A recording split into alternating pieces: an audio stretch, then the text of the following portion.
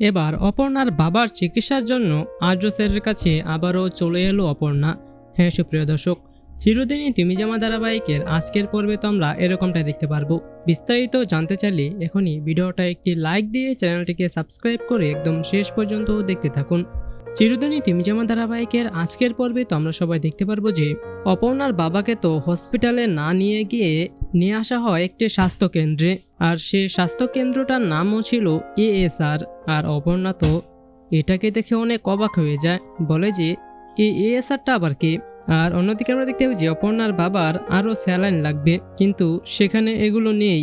আর তখন অপর্ণা যখন জিজ্ঞেস করে তখনই নার্স বলে যে এখানে তো অনেক চুরি হয়, তাই স্যার সব কিছু অনেক তালা চাবির মধ্যে রেখেছে। আর তখন অপর্ণার মা বলে যে তাহলে কি উনি চিকিৎসা পাবে না? আর তখন অপর্ণা বলে যে মা তুমি এখানে থাকো, আমি ওকে নিয়ে আসবো, আমি দেখি উনি কেমন মানুষ। আর অন্যদিকে আমরা দেখতে পাই যে আর্য স্যার কিঙ্করকে চিৎকার দিয়ে বলতে থাকে যে এখন আমার একটাই কাজ, সেটা হলো অপর্ণাকে খুঁজে বের করা, আমি এক্ষুনি চলে যাচ্ছি।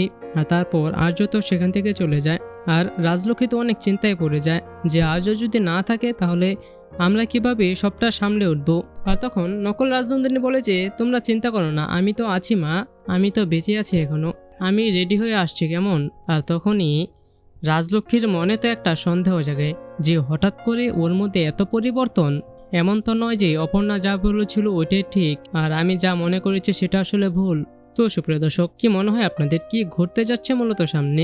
এ নিয়ে আপনাদের মূল্যবান মতামতটি নিচে কমেন্টে জানিয়ে দিন। ধন্যবাদ সবাইকে।